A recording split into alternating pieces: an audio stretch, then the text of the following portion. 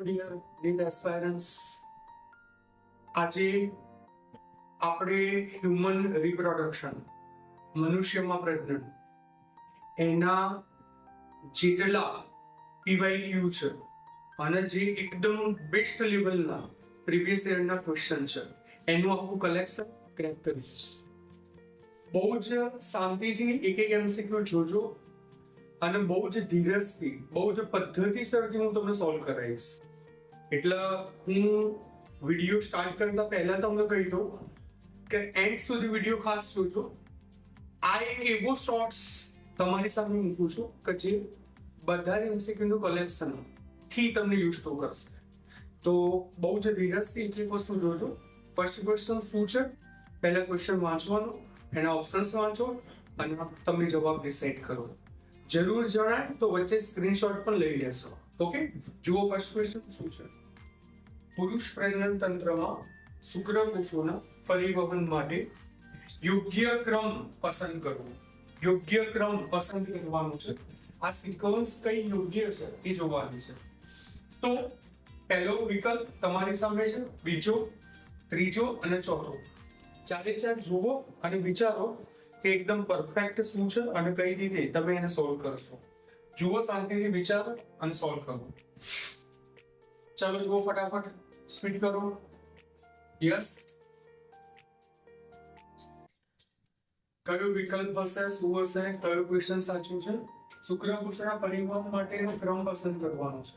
Options A, B, C અને D, ચારે ચાર વિકલ્પ આપ્યા છે. ચલો, પહેલા શુક્રપિંડ, અધિકોષ નલિકા, શુક્રવાહિકાઓ, શુક્રવાહિની, સ્તન નલિકા, ઇક્યુનલ કેનાલ, મૂત્રજનન માર્ગ અને મૂત્રજનન દ્વાર. એક વિચારીએ છીએ. બીજો, શુક્રપિંડ, અધિકોષ નલિકા, શુક્રવાહિકા, વૃષણજાળ. આ ગલત પડે છે. શુક્રવાહિકા, વૃષણજાળ આ ગલત. શુક્રકોષ ઉત્પાદન નલિકા, વૃષણજાળ, વાહિકા, અધિકોષ નલિકા, શુક્રવાહિની જુઓ. અને છેલ્લે શુક્રવાહિકા, અધિકોષ નલિકા. એટલે આ વાત પણ ગલત. એટલે મને ખબર પડે આ અને આ સરાસર ગલત છે. તો શું રે? પહેલો અને સી બંનેથી પસંદ કરો. મૂત્રજનન માર્ગ અને મૂત્રજનન દ્વાર વિચારી શકીએ છીએ. શુક્રકોષ ઉત્પાદન નલિકા, વૃષણજાળ, શુક્રવાહિકા, અધિકોષ નલિકા, શુક્રવાહિની, સ્ખલન નળી અથવા નલિકા લખેલું હશે. અને છેલ્લે મૂત્રજનન માર્ગ, મૂત્રમાર્ગ. આપણો સાચો જવાબ સી રહેશે. તમે બહુ જ શાંતિથી, ધીરજથી, અટેન્શનથી આ વસ્તુ સોલ્વ કરશો. That is our perfect answer. જોઈ લો, જરૂર લાગે તો સ્ક્રીનશોટ બી લઈ લેશો. ક્વેશ્ચન નંબર 2 શાંતિથી તમારી સામે છે. જુઓ, મનુષ્યમાં પ્રસૂતિની શરૂઆત માટે આમાંથી કયું મહત્વનું ઘટક નથી? શાંતિથી જુઓ શું કહેવા માંગે છે. મનુષ્યમાં પ્રસૂતિની શરૂઆત માટે આમાંથી કયું ઘટક મહત્વનું નથી? યાની કયું ઘટક એવું છે કે જે મહત્વનું નથી, ઇમ્પોર્ટન્ટ નથી? તો પ્રોલેક્ટિનનું સ્ત્રાવ, ઇસ્ટ્રોજન અને પ્રોજેસ્ટેરોનના ગુણોત્તરમાં વધારો મહત્વનું છે. પ્રોસ્ટાગ્લેન્ડિનનું સંશ્લેષણ. પ્રોસ્ટાગ્લેન્ડિન બેઝિકલી જરાયુમાંથી સ્ત્રાવ પામે છે. આપણને ખબર છે જરાયુમાંથી HCG HPL રિલેક્સિનનો સ્ત્રાવ થશે. એમાં પ્રોસ્ટાગ્લેન્ડિન પણ છે. ઓક્સિટોસિનનો સ્ત્રાવ એ ગર્ભાશયના સ્નાયુના સંકોચન માટે. એટલે ઓક્સિટોસિન ગર્ભાશયના સ્નાયુનું સંકોચન કરશે, જરૂરી છે. પ્રોસ્ટાગ્લેન્ડિન એ જરાયુ દરમિયાન સ્ત્રાવ થશે. ઇસ્ટ્રોજન અને પ્રોજેસ્ટેરોનના ગુણોત્તરમાં વધારો મેન્સ્ટ્રુઅલ સાયકલ સાથે કનેક્ટિંગ છે. એટલે આ ત્રણેય જરૂરી છે. તો કયું પ્રમાણ જરૂરી નથી એવું પૂછ્યું છે. પ્રોલેક્ટિનનો સ્ત્રાવ એ જરૂરી નથી. પ્રોલેક્ટિન બેઝિકલી એ સ્તન ગ્રંથિમાંથી સ્રવતા દૂધના સ્ત્રાવ માટે જવાબદાર છે. એટલે નીચેના ત્રણ એ પરફેક્ટ વેથી કનેક્ટ થાય છે અને ઉપરનો જે છે કનેક્ટ થતો નથી. એટલા આપણે આ જવાબ પસંદ કરીએ છીએ. ચલો નંબર 3 ઉપર જઈશું. આ ચાલુ છે. ઓકે, નંબર 3 ઉપર જઈશું. નેક્સ્ટ ક્વેશ્ચન શું છે? ક્રેમાસ્ટર સ્નાયુ. ક્રેમાસ્ટર સ્નાયુના સંકોચનને કારણે થાય છે. ભાઈ, ક્રેમાસ્ટર સ્નાયુના સંકોચનને કારણે થાય છે એટલે શું? ક્રેમાસ્ટર સ્નાયુ એક્ઝેક્ટલી શું છે? તો વ્યક્તિનું એકંદર આરોગ્ય એના લીધે ક્રેમાસ્ટર સ્નાયુ સાથે ઇમ્પેક્ટ થાય. શુક્રાણુના ઉત્પાદનમાં ઘટાડો અને ઉચ્ચ અંતઃસ્ત્રાવ સ્તર પર અસર થાય. જાતીય ઉત્તેજના અને તાપમાનનો ફેરફાર. બેઝિકલી આપણે વૃષણ કોથળી જે છે એ ક્રેમાસ્ટર સ્નાયુ ધરાવતી હોય અને કોથળીની અંદર, કોથળીની રચનામાં આ ક્રેમાસ્ટર સ્નાયુ આવેલા છે.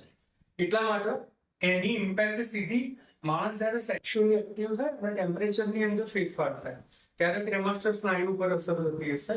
સો શુક્રાણુના ઉત્પાદનમાં ઘટાડો, આ વિકલ્પ આપણો સીધો જ જવાબ. જાતીય ઉત્તેજના અને તાપમાનમાં ફેરફાર થાય ટેમ્પરેચર સાથે કનેક્ટિંગ છે ક્રેમાસ્ટર સ્નાયુ. તો આપણો જવાબ શું આવશે? જાતીય ઉત્તેજના અને તાપમાનનો ફેરફાર. આપણે પ્રીવિયસ યરના ક્વેશ્ચનમાં પૂછાઈ ગયેલો છે, તો ખાસ આ વસ્તુ જોઈશું. બીજો એક સવાલ, જેવી રીતે ક્રેમાસ્ટર છે એવી રીતે ડાર્ટો સ્નાયુ છે. ડાર્ટો સ્નાયુનું પણ શુક્રપિંડની અને વૃષણ કોથળીની અંદર યોગદાન છે. નોંધજો ખાસ. પણ ટેમ્પરેચર સાથે કનેક્ટિંગ છે ક્રેમાસ્ટર, આ બાબત ખાસ ઉતારજો. ચલો નંબર 2 પર જઈએ છે. નેક્સ્ટ ક્વેશ્ચન શું છે? આ પણ બીવાય ગયું છે. ચલો નેક્સ્ટ, કોલમ 1 અને કોલમ 2 એના સાથે એકબીજા સાથે યોગ્ય મેચ કરવાના છે. તમે સવાલ વાંચશો. આ કોલમ 1 છે આખો, એના ક્વેશ્ચન એબીસી 3 પોઈન્ટ્સ મૂક્યા છે. આ કોલમ 2 છે, એના 1 2 3 મૂક્યા છે. નીચેના એબીસીડી 4 વિકલ્પો છે, એમાંથી આપણે સાચું શોધવાનું છે. પ્રોલિફરેટિવ તબક્કાનું ગુજરાતી થશે પુટિકીય તબક્કો. એટલે કોલમ 1 અને 3 એટલે પ્રોલિફરેટિવ એટલે પુટિકીય તબક્કો, સ્રાવી એટલે કયો તબક્કો છે? લ્યુટિયલ તબક્કો, અને માસિક ચક્ર એ અંતઃસ્રાવ અને અંતઃસ્તનનો ભંગાણ છે. ચલો મેચ કરી દો. પ્રોલિફરેટિવ 1 માં 2, એની અંદર 2 હોય એવો વિકલ્પ કયો આવશે? લા કરેક્ટ. ચાલો બી ની અંદર કયો છે? 3. બી ની અંદર 3 વધ્યો 1, એટલે આપણો આ જવાબ સી જવાબ ફાઇનલ હશે. જરૂર લાગે તો બેટા સ્ક્રીનશોટ ખાસ લેજો. આપણો જવાબ આ ફાઇનલ થશે. ચલો ડન. ઓકે, નોંધો બરાબર અને બહુ ક્લિયરલી એના ઉતારો. બહુ સરળ વિકલ્પ છે, વિપેસનો ક્વેશ્ચન છે. ચલો નેક્સ્ટ બાબત ઉપર જઈએ છે. શું છે નેક્સ્ટ ક્વેશ્ચન? માનવ પુરુષમાં પ્રજનન અને ઉત્સર્જન તંત્રમાં જોવા મળતી અંતિમ નળી. માનવ પુરુષમાં પ્રજનન અને ઉત્સર્જન. ભાઈ પ્રજનન અને ઉત્સર્જન બંને સાથે કડી અગર જો કનેક્ટ થતી હોય તો કઈ કડી કનેક્ટ થતી હોય? જુઓ શાંતિથી. તો સવાલ શું છે? પુરુષમાં પ્રજનન અને ઉત્સર્જન બંને સાથે ઉત્સર્જનમાં જોવા મળતી અંતિમ નળી કઈ છે? અંતિમ નળી એટલે છેલ્લી નળી છે. તો છેલ્લી નળી નોર્મલી કોણ હોય? અધિવૃષણ નલિકા છેલ્લી નથી, વાહિકા છેલ્લી નથી, શુક્રવાહિની પણ છેલ્લી નથી. તો કયું છે? મૂત્રમાર્ગ. તો સીધી વાત છે, મૂત્રમાર્ગ છે એ કોમન છે, અને મૂત્રમાર્ગ જે છે એ આપણું શું છે? ફાઇનલ આન્સર છે. આપણે પ્રીવિયસ યરમાં આપણે ઇઝી ક્વેશ્ચન તો પ્રીવિયસ યરમાં પૂછાય છે, એ વાત બહુ જ રસપ્રદ છે. પહેલાના ટાઈમની અંદર એવું ચાલતું કે ભાઈ કદાચ પ્રી મેડિકલ ટેસ્ટ લેવલના ક્વેશ્ચનો પ્રીવિયસ યરની જ્યારે નીટ એનટીએ થી નથી ઓપરેટ થતું એ વખતમાં, તો એ વખતે બનતું એવું કે અનનોન કોન્સેપ્ટ પણ આવતો અને વિદ્યાર્થી અથવા ફેકલ્ટીઝને પણ જોવું પડતું. પણ now days it is very much clear કે જે પણ પૂછાય છે એ બહુ જ આસાન ટાઈપના ક્વેશ્ચનો છે. કોઈ એવું ટ્રિકી નથી કે બાયોમાં 10-15% એવો ઝોન હોય કે જે તમને ટફ લાગે અથવા તો એનો કોન્સેપ્ટ તમને ખબર ના હોય. બાકી લગભગ બહુ આસાન છે. ચાલો નેક્સ્ટ વાત ઉપર જઈએ છે. આના પછી શું છે? 5મા નંબરનો ક્વેશ્ચન પૂરો છે. 6ઠ્ઠા ઉપર જઈએ છે. શું છે ભાઈ 6ઠ્ઠો ક્વેશ્ચન? નીચેનામાંથી કયા અંતઃસ્ત્રાવનું સ્તર ગ્રાફિન પુટિકામાંથી અંડપાતના સ્ત્રાવનું કારણ બનશે? કયો અંતઃસ્ત્રાવ એ અંડપાતનું કારણ બનશે? ચલો જુઓ, નિકાલો કન્ટેન્ટ. શેની સાંદ્રતા એ અંડપાત માટે જવાબદાર રહેશે? ચલો જુઓ ફટાફટ.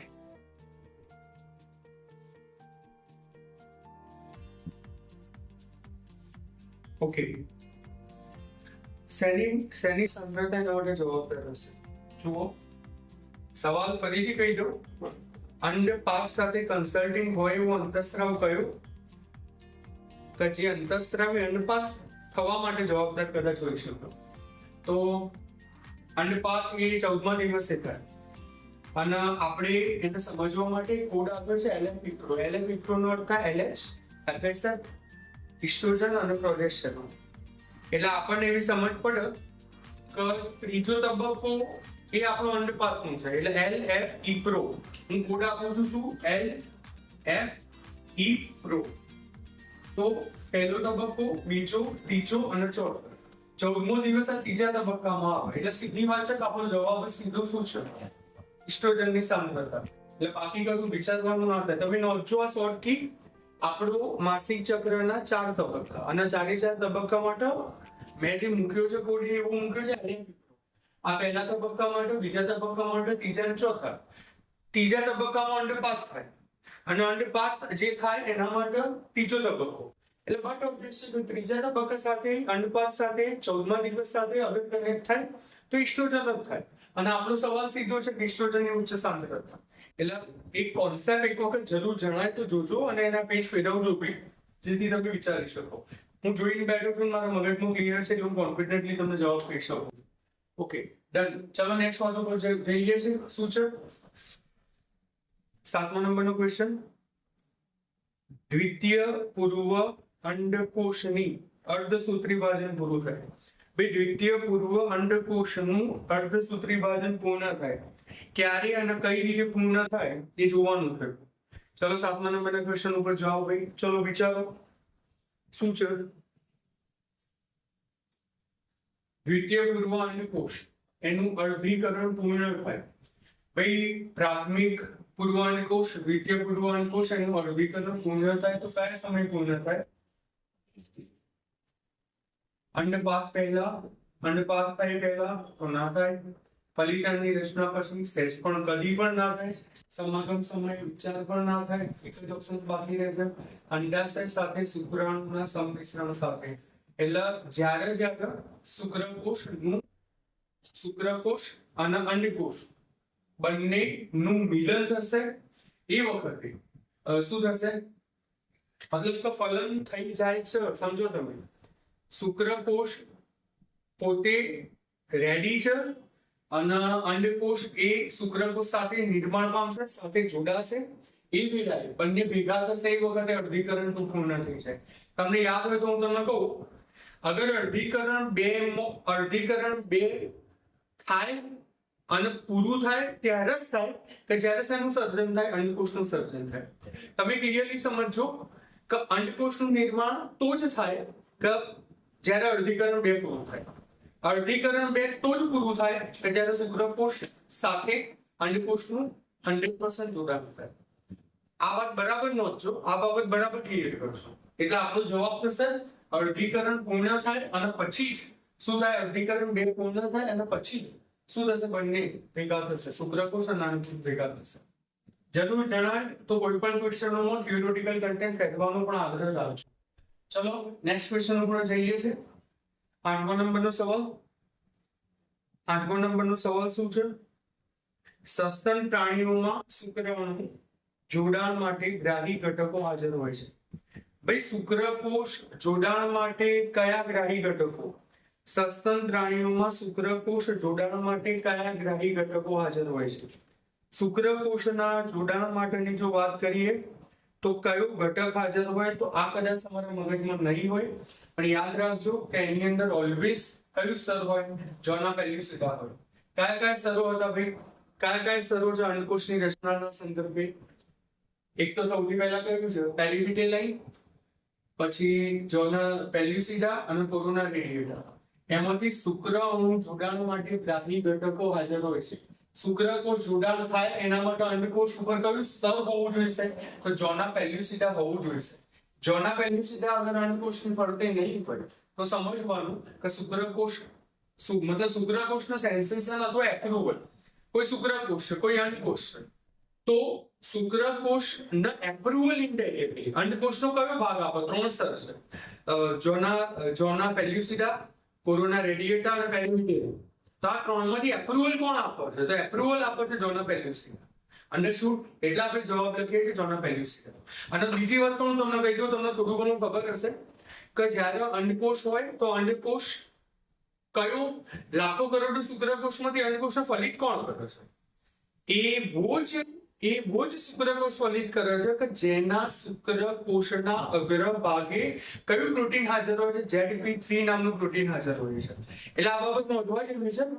જો અંડકોશના સિલસિલામાં વાત કરીએ તો અંડકોશના 3 સ્તર પૈકી, અંડકોશની રચનામાં આવેલા 3 સ્તર પૈકી જોના પેલ્યુસિડા એકમાત્ર એવું છે કે ઇનડાયરેક્ટલી શુક્રકોશને એપ્રુવલ આપવાની એબિલિટી ધરાવે છે. ફરીથી નોંધજો, અંડકોશની રચનામાં પેરીવિટેલાઇન, જોના પેલ્યુસિડા અને કોરોના રેડિયેટા, એમાંથી અગર જો શુક્રકોશને એપ્રુવલ આપી શકે કે હા ભાઈ તું મને ફલિત કર, એવું એપ્રુવલ જો અગર કોઈ આપી શકે તો માત્ર અંડકોશની રચનામાં એની ફરતે આવેલું જોના પેલ્યુસિડા સ્તર એક અંડકોશના વિષયમાં. અને શુક્રકોશના વિષયમાં જો વાત કરીએ તો શુક્રકોશની રચનામાં શીર્ષ પ્રદેશમાં શુક્રકોશના અગ્રભાગે આવેલું ZP3 protein it is responsible for the approval or for give a approval of fertilization. ત્યારે જ ફલન થવા માટેનું એપ્રુવલ મળશે. નોટ છો આ જવાબ સારો છે, ક્વેશ્ચન બહુ સરસ ક્વોલિટીનો છે, નોંધીએ છે આ વસ્તુ કે જોના પહેલી સુધી રિસ્પોન્સિબલ છે. ચલો નેક્સ્ટ વાત ઉપર જઈએ છે. શું થશે, શું વાત છે ભાઈ, જુઓ જરા. જીવનના કયા તબક્કે અંડકોશ જનનની પ્રક્રિયા થાય છે? તો જીવનના કયા તબક્કે અંડકોશ જનન, અંડકોશનું નિર્માણ. તમને એવું પૂછવામાં આવે કે અંડપુટિકાનો વિકાસ ક્યારે થાય? એક સ્ત્રી હોય, એક માદા હોય, તો એમાં અંડપુટિકાનો વિકાસ ક્યારે થાય? તો જન્મ સમયથી ચાલુ. પણ તમને એવું કહેવામાં આવે છે કે અંડકોશ જનન યાની અંડકોશનું નિર્માણ કયા સમયમાં, અંડકોશ જનન પ્રક્રિયા શરૂ થાય? તો અંડકોશ જનનની પ્રક્રિયા એ ગર્ભ વિકાસના તબક્કાથી જ અંડકોશનું નિર્માણ થાય. એ અંડકોશનું નિર્માણ એટલે બેઝિકલી શું, અંડપુટિકાઓનો વિકાસ જ છે. એ ક્યારથી શરૂ થઈ જાય છે? તો ગર્ભ વિકાસના તબક્કાથી. ફરીથી, જીવનના કયા તબક્કે અંડકોશ જનન પ્રક્રિયા શરૂ થઈ જાય? તમે માદામાં અંડકોશના નિર્માણની પ્રક્રિયાની વાત કરો, માદામાં અંડકોશ ના નિર્માણના વિષયમાં વાત કરો, તો યાદ રાખજો જ્યારથી ગર્ભનો વિકાસ શરૂ થાય, પુખ્ત અવસ્થાથી જિંદગી ના થાય, જન્મ સમય ના થાય, તરુણ અવસ્થામાં ના થાય. હા, એટલું ચોક્કસ યાદ રાખજો, આપણે જોઈએ છે કે હજારોની સંખ્યામાં, લાખોની સંખ્યામાં અંડપુટિકાનું સર્જન થાય જ્યારે ભ્રૂણ અથવા ગર્ભ અવસ્થામાં હોય ત્યારે. એટલે આ બાબત નોંધજો. 9મા નંબરનો સવાલ, ગર્ભ વિકાસના તબક્કો, એ તબક્કામાં અંડપુટિકા અથવા તો અંડકોશનું નિર્માણ થાય એવું કહી શકો છો. બેટા મૂકી દે ને ઇન્ફેન્ટસી આ બાજુ. ચલો નેક્સ્ટ, 10મા નંબરનો ક્વેશ્ચન શું છે જુઓ. જો કોઈ કારણસર માનવ પ્રજનન તંત્રમાં શુક્રવાહિકા અવરોધિત થઈ જાય તો જનન કોષ ક્યાંથી પરિવર્તન પામશે નહીં. સવાલ થોડો પાછળથી પ્રોપર નથી, શું છે જરા જોઈએ છે, ફરીથી વાંચીએ. શું કહેવા માંગે છે? કયા નંબરનો સવાલ છે? 10મા નંબરનો. જો કોઈ કારણસર માનવ પ્રજનન તંત્રમાં શુક્રવાહિકા અવરોધિત થઈ જાય, શુક્રવાહિકાનું અવરોધન થાય એક, તો જનન કોષો ક્યાંથી પરિવહન પામશે નહીં. તો શુક્રવાહિકામાંથી અવરોધન થાય તો જનન કોષો ક્યાંથી પરિવહન ના પામે? તો યાદ રાખો, બહુ સિમ્પલ છે. અંડપિંડથી ગર્ભાશય સુધી વાત ના થાય, અંડપિંડથી ગર્ભાશય સુધી. બીજું, યોનિથી ગર્ભાશય સુધી. અધિવૃષણ નલિકાથી શુક્રવાહિની સુધી. શુક્રવાહિકા અવરોધિત થઈ જાય તો જનન કોષો ક્યાંથી પરિવહન પામશે નહીં. શુક્રપિંડથી અધિવૃષણ નલિકા, અધિવૃષણ નલિકાથી શુક્રવાહિની, અંડપિંડથી ગર્ભાશય, યોનિથી ગર્ભાશય. માનવ પ્રજનન તંત્રમાં શુક્રવાહિકા પામશે નહીં. અને યોનિથી ગર્ભાશય સુધી. ફરીથી શાંતિથી જોઈએ છે શું કહેવા માંગે છે. જો કોઈ કારણસર માનવ પ્રજનન તંત્રમાં શુક્રવાહિકા અવરોધિત થઈ જાય તો જનન કોષો ક્યાંથી પરિવહન પામશે નહીં. શુક્રવાહિકા અવરોધિત થઈ જાય છે તો ક્યાંથી વહન પામશે નહીં. તો જોઈશું, માનવ પ્રજનન તંત્ર છે, શુક્રવાહિકા અવરોધિત થાય તો જનન કોષો ક્યાંથી પરિવહન પામશે નહીં. તો શુક્રપિંડથી અધિવૃષણ નલિકા, અધિવૃષણ નલિકાથી શુક્રવાહિની, અંડપિંડથી ગર્ભાશય સુધી, યોનિથી ગર્ભાશય સુધી. ભાઈ એક્ઝેક્ટલી આ પ્રશ્ન જે છે એમાં સ્પષ્ટતા એવી નથી કરેલી. વિકલ્પ તો પહેલા લખ્યું, શુક્રવાહિકા અવરોધિત થઈ જનન કોષો ક્યાંથી પરિવહન પામશે નહીં. તો એમાં અંડપિંડની યોનિની તો વાત જ આવતી નથી. ભાઈ અંડપિંડ કે યોનિની કે વાત આવે છે, નરની વાત ચાલે છે ને, શુક્રવાહિકા છે એટલે એક વાત એ. બીજું, અધિવૃષણ નલિકાથી શુક્રવાહિની, શુક્રપિંડથી અધિવૃષણ નલિકા, શુક્રપિંડથી અધિવૃષણ નલિકા. શુક્રપિંડ ની રચના, એની અંદર શુક્રકોષ ઉત્પાદક નલિકા, શુક્રવાહિકા, શુક્રવાહિકા, અધિવૃષણ જાર, શુક્રવાહિકા, અધિવૃષણ. હોલ્ડ ઓન એક જ મિનિટ. શુક્રવાહિકા, શુક્રોત્પાદક નલિકા, શુક્રવાહિકા, અધિવૃષણ નલિકા. ઓકે, શુક્રવાહિકા, અધિવૃષણ નલિકા.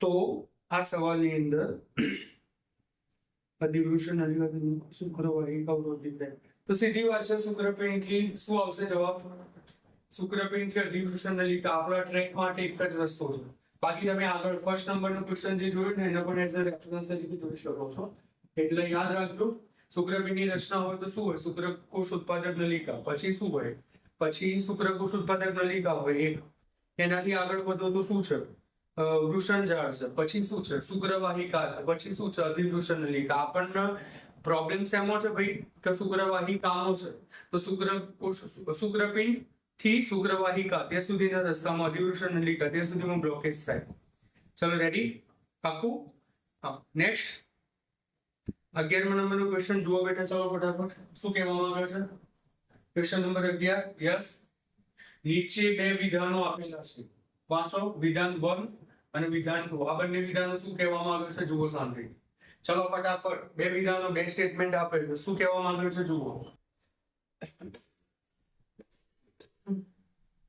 શુક્રકોષ ઉત્પાદક નલિકામાં શુક્રકોષના મુક્ત થવાની ક્રિયાને સ્પર્મેશન કહે છે શુક્રકોષ ઉત્પાદક નલિકામાં ભાઈ શુક્રકોષ ઉત્પાદક નલિકામાં શુક્રકોષો મુક્ત થવાની ક્રિયાને સ્પર્મેશન કહે છે અને શુક્રકોષ જનન એ આદિ શુક્રકોષમાંથી શુક્રકોષની રચનાની પ્રક્રિયા છે શુક્રકોષ જનન એ આદિ શુક્રકોષમાંથી શુક્રકોષની રચનાની પ્રક્રિયા છે શુક્રકોષ જનન આદિમાંથી શુક્રકોષ